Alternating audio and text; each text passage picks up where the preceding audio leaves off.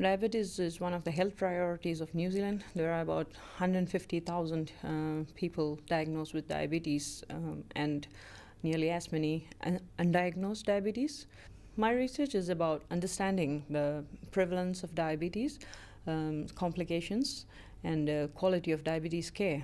So since diabetes involves a broad spectrum of care providers like GPs, general practitioners, specialists, diabetes educators and nurses, dietitians, podiatrists, and several range of people at different points of care.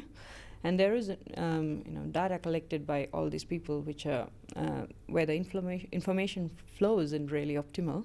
So my research focuses on collating all this information and using it in the most optimal way, existing databases in the most optimal way, and informing people about the prevalence, the status, and more importantly, identifying the gaps in the current provision of services. One of the landmark research was a study into the progression of renal disease among diabetes patients in the Waikato.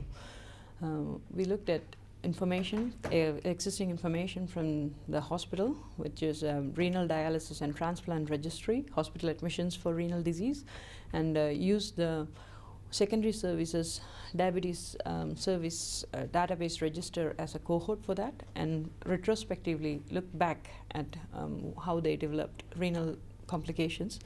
And this research showed that for Māori diabetes patients were up to 46 times more likely to develop renal failure compared to Europeans with diabetes, which is much higher than the current official estimates of 3.5%.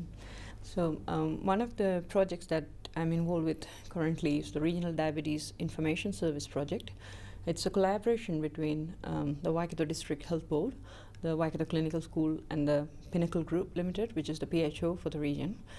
So the vision of the project is to have a dynamic link between existing databases across all these points of care, and use this the warehouse as a decision support tool for diabetes surveillance and monitoring, creating annual reports on the status and utilization of service among diabetes patients. And this would indeed help with service planning and provisions, and also identify gaps where there more interventions could be introduced.